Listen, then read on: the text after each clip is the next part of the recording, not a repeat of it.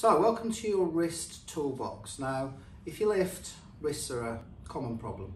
I'm just going to talk a little bit around the anatomy of your wrist so that you can start to work out where it is that you've got your pain. So, the thumb side of your wrist, that's the side where your radius sits. So, when your hand's in that position, this is what we call the anatomical position. The outside of your forearm is where your radius sits. Now, your radius is the attachment point for biceps. It's the attachment point for a muscle called brachioradialis. I have to remember what that was called then, which goes all the way down to here. So if you get pain when you are doing that movement, which is called Finkelstein's test, you've probably got some tendon problems on the outside of your wrist. Remember, that's the radial side. So if it's a tendon problem, tendons respond to the same approach as you would do for your shoulder tendons or your elbow tendons or your knee tendons.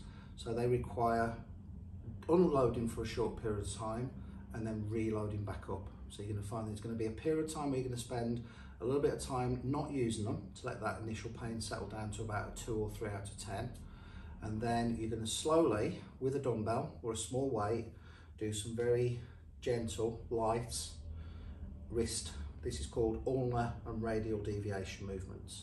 So when your wrist goes up like that, that's radial deviation.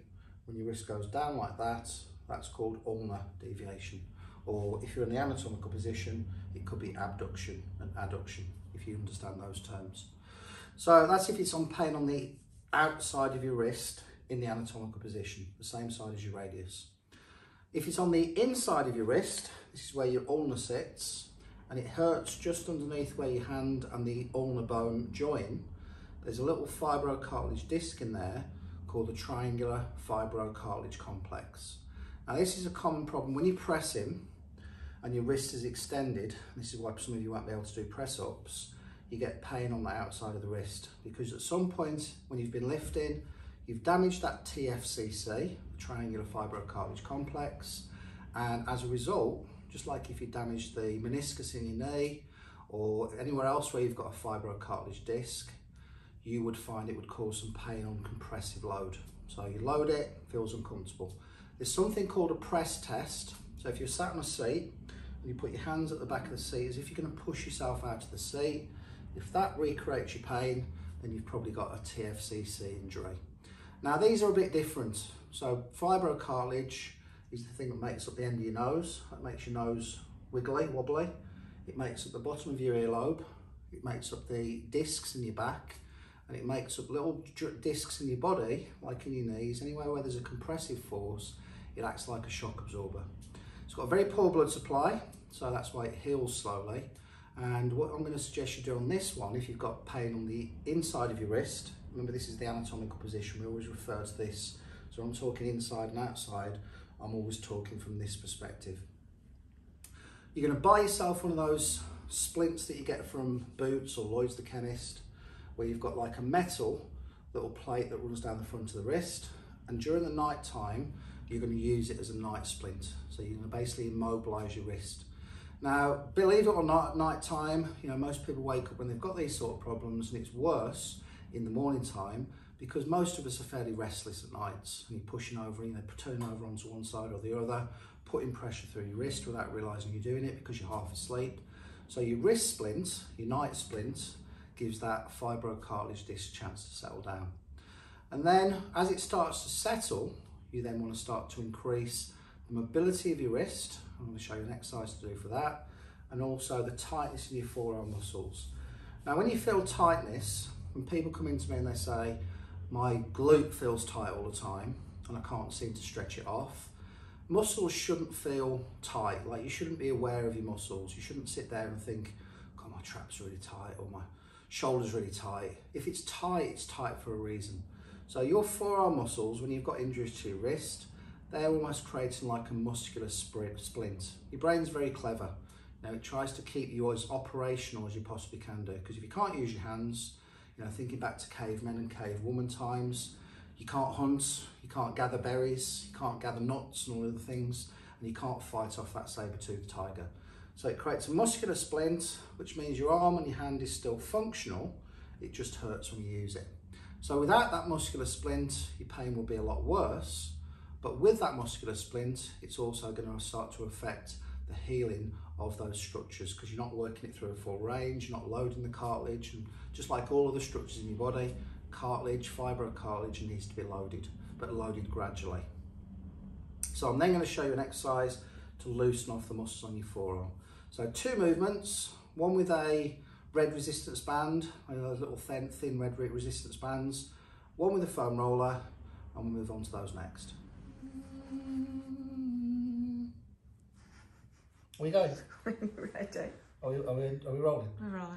Right, so foam roller, unless you're a masochist, I think that's somebody that likes hurting themselves as opposed to a sadist, which is like somebody that hurts other people. Is that the right way around? I have no idea. It's never come up in the context of my life. Well, you know, sadomasochism. Yeah, it's never come up in the context of my life. When we have our BDSM nights. Yeah, no. Round at the house. I think you're confusing me with somebody else. Yeah, we definitely know the keys in the pot. Crack on. That stuff.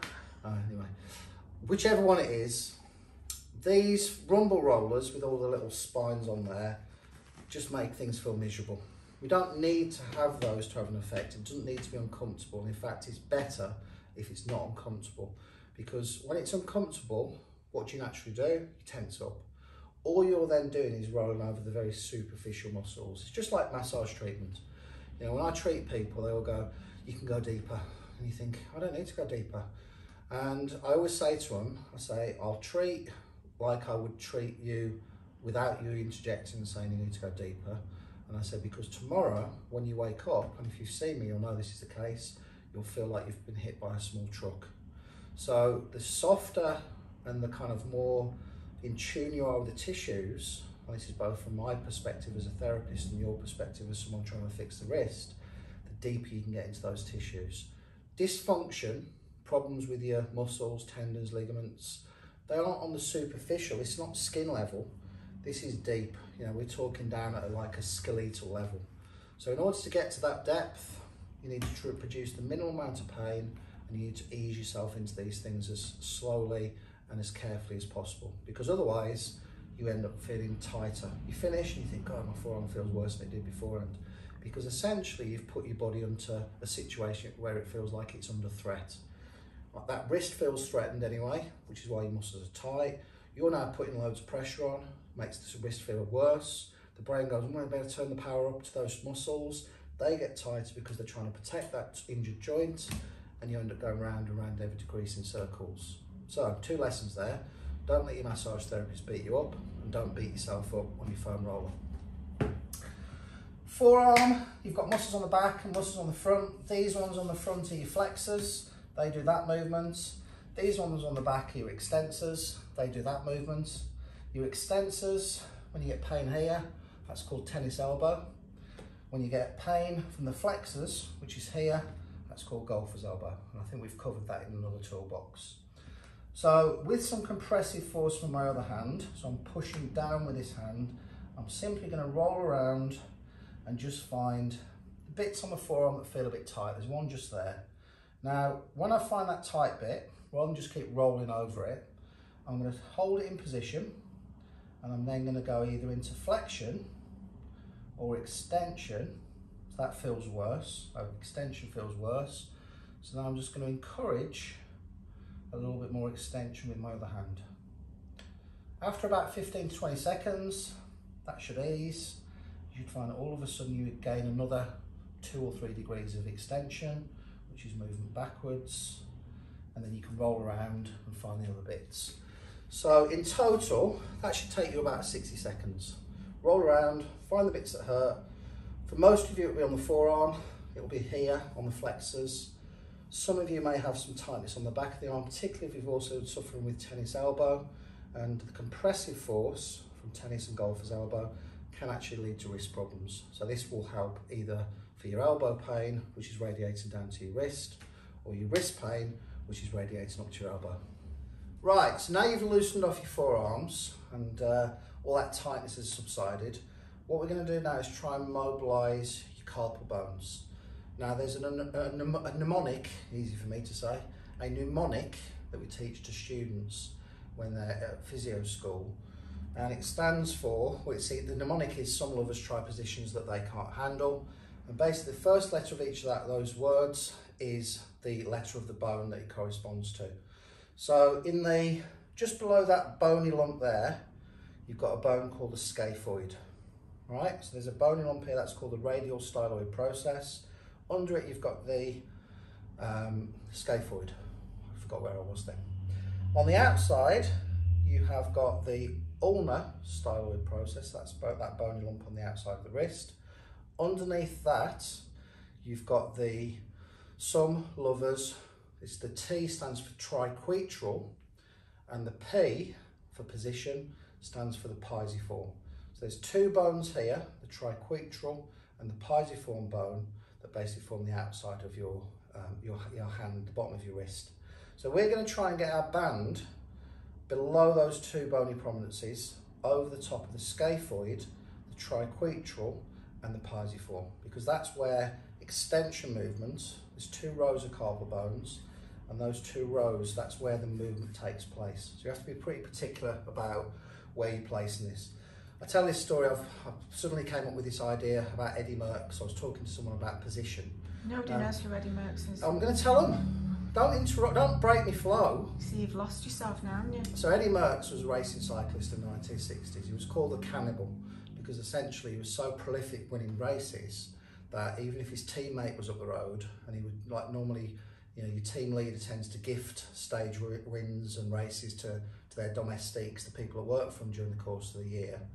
Eddie Merckx would chase his domestique down and he'd win the race. He was dominant. But he was a really meticulous rider, and if his bike saddle was a millimetre out, he felt it.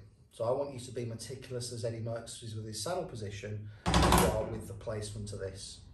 So red band, making sure that the red band, now you're going to have to keep it perpendicular to the floor. So we're going to take some band tension, make sure that red band, and you can use the other hand to make sure that doesn't go up over the wrist, and we're then just going to rock forwards and backwards, making sure that red band is over those three bones. So the pisiform, the triquetral and the scaphoid. Whoever made these names up didn't make it easy for students. It is like learning a different language. Now as you do this, we're only going to do this into extension because you tend to find we don't need that much flexion in that position. That feels uncomfortable even on a healthy wrist. So we're going to have the flat of the hand, the palm of the hand, or the plantar surface, or the palmar surface of the hand as it's called, on the floor, and we're going to rock from side to side. 30 to 60 seconds here. I always think a test and retest is really useful. So before you start, look at your wrist extension. After you finish, look at your wrist extension, and you should notice it's improved. So with that, the foam rolling for your forearms, your mobilisation for your wrist, that's how you're going to start to rehab your painful wrist back up to full functional fitness.